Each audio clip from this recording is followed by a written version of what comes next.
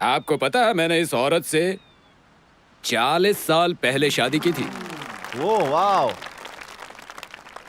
आप में से भी कुछ लोगों को ये अजीब लगेगा, बिल्कुल मेरे बेटे की तरह। शादी को सिर्फ 4 साल हुए हैं और उसका तलाक हो रहा है। मानना पड़ेगा अंकल आंटी को, बेटे पे लानत है यार। वहाँ पानी में ना कूद के मर जाना चाहिए। कुछ लोग कहते हैं कि मैं पुराने ख्यालात का हूँ, मैं आउटडेटेड हो गया हूँ, लेकिन मुझे प्यार में यकीन है। मैं 40 सालों से प्यार में हूँ, वो भी एक ही औरत के प्यार में। मैंने अपनी जिंदगी में बहुत पैसे कमाए। तो तुम यहाँ एंजॉय करो, मेरी मैं बस अभी आती हूँ। मेरी बीवी है। आज हमारी शादी के पूरे 40 साल हो गए हैं और मैं उम्मीद करता हूँ कि मैं कम से कम एक नौजवान के लिए प्यार और जिंदगी की प्रेरणा बन सकूं, ताकि वो भी एक ही औरत के साथ अपनी जिंदगी बिता सके। सो चीयर्स, पार्टी एंजॉय करें।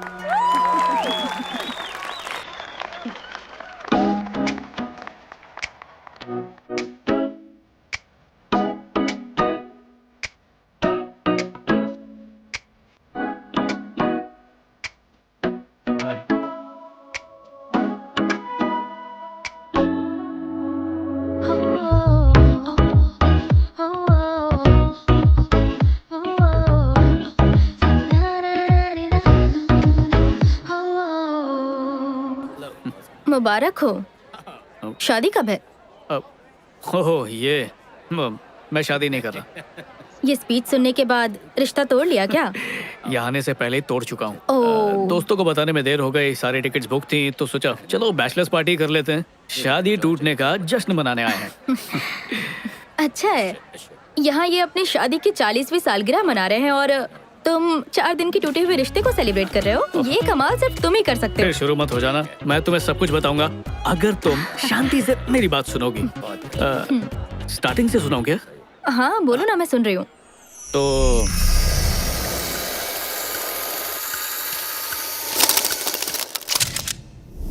बहुत खूब, फिर क्या हुआ? थोड़ा सांस तो लेने दो, प्राची आई है, हाय तो बोलूं।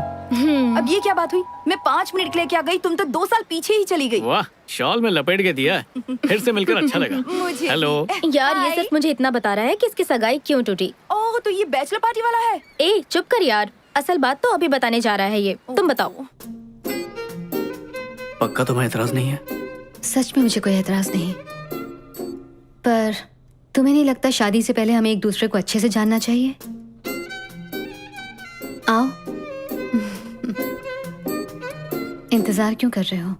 तो ये बताओ, कमी किसकी तरफ से रह गई थी? जी ऐसा कुछ भी नहीं हुआ था।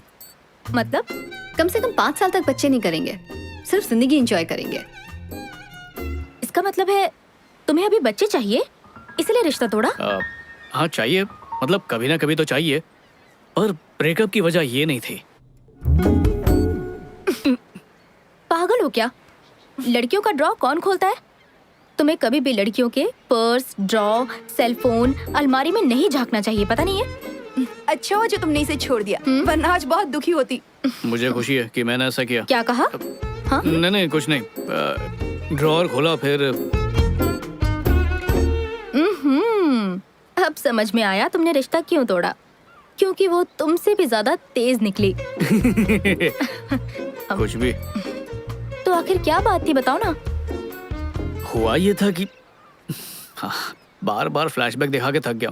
सीधी बात बताता हूँ, असल में उसकी हर बात झूठ थी। माँ बाप के लिए कुछ और, दोस्तों के लिए कुछ और, सोसाइटी के लिए कुछ और। उसकी असलियत थी क्या, ये तो मैं भी कभी नहीं समझ पाया। मुझे लगता है वो भी नहीं जानती होगी वो क्या है। ऐसी उलझी हुई इंसान से शादी करके मैं अपनी जिंदगी और उलझाना नहीं चाहता था, इसलिए मैंने शादी से पहले ही मना कर दिया। तो बस। I am sorry. उसने कैसे रिएक्ट किया? इतना मजा पहले किसी ब्रेकअप में नहीं आया। तो फिर तुमने अपने दोस्तों के साथ यहाँ पर पार्टी करने का सोचा। बड़ा अच्छा फैसला किया, तुम्हारा प्लान एकदम मस्त है। लेकिन कोई भी 2 साल पीछे नहीं जाना चाहेगा, क्यों? मुझे तुम्हारे दोस्तों में कोई दिलचस्पी नहीं और अब ये तुम्हारी कुछ नहीं लगती, इसलिए बस यहाँ से खिसको। चलो टैमी। वो बस यूं ही मजाक कर रही थी। तुम्हारी लाइफ में कितनी सारी लड़कियां आई ना, पर मुझे छोड़कर बाकियों के साथ तुमने वो सब किया जो तुम चाहते थे। देखो फिर भी तुम अकेले रह गए। शायद तुम्हें लगता है लड़कियों के साथ संबंध बना लेने के बाद तुम उन्हें जान जाते हो, लेकिन वो असल में क्या चाहती हैं ये तुम कभी नहीं जान पाते।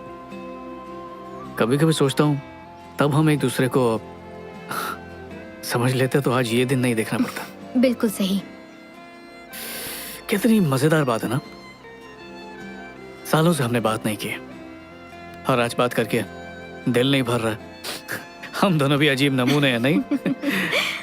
और सबसे बड़ी नमूनी ये सर पे खड़ी है। हाँ, क्या चाहिए? हमारा इक्वेशन पुरानी जीन्स की जोड़ी की तरह है, कितना भी टाइम हो जाए कंफर्ट उतना ही देती है। चलो बाय। यहाँ कब तक रुकी हो? 2 दिन।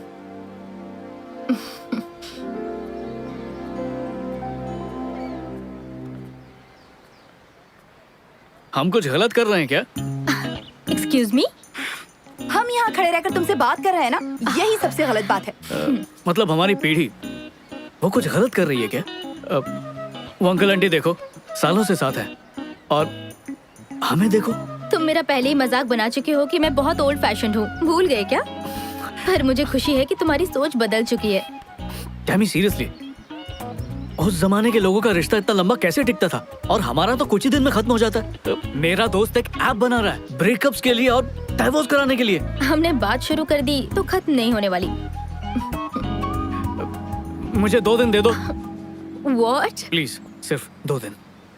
क्या?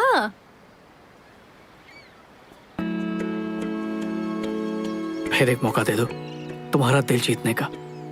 क्या पता हम फिर से एक हो जाएं। कोई भी मॉडर्न बकवास नहीं करूंगा, सब कुछ पुराने जमाने की तरह करेंगे। मुझे पता है वही तरीका तुम्हें भी पसंद है, शायद उस तरीके से कामयाबी मिल जाए। एक ही बार जिंदगी मिलती है और मैं तुम्हें खोना नहीं चाहता। अब हमें एक मौका दो, मतलब मुझे एक मौका दो, मैं उसकी तरह बनूंगा। बस एक मौका दो। मेरे दिल में तुम्हारे लिए जो प्यार है उसे एक बार तो जताने का मौका दे दो। Old fashion romance. अगर प्यार नहीं जगा पाया तो चली जाना तुम, मैं तुम्हें रोकूंगा नहीं। सोच के बताती हूँ।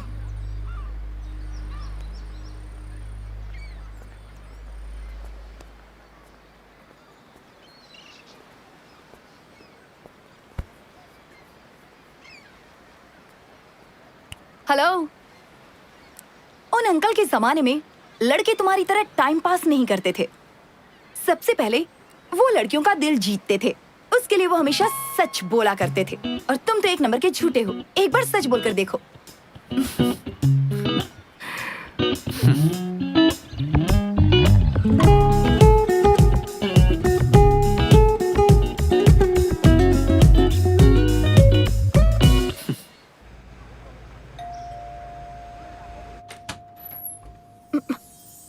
शायद उसने पुराने दौर के इश्क को दिल पर ले लिया।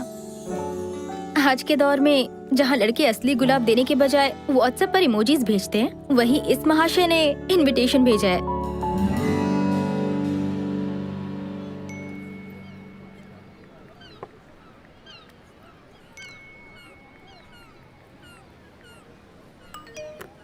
हे, ये क्या कर रहे हो? कुछ नहीं, हमारे सामने जो है उसे छोड़कर फोन पर मैसेज से बात करने में ज्यादा बिजी रहते हैं। नहीं, तुम करो करो, मैं डिस्टर्ब नहीं अच्छा, करूंगा। सॉरी, फोन ही बंद कर देती हूँ। Thank you. मुझे तुम एक बात बताओ, मुझे समझ नहीं आता कि लोग खाने की फोटो खींचकर फेसबुक ट्विटर पर क्यों डाल रहे हैं। चुपचाप खाने का मजा लो ना यार। और कोई क्या खाता है उससे हमें क्या मतलब? मेरी माँ, अगली बार ना खाली प्लेट की फोटो खींचकर अपलोड कर देंगे। ओके।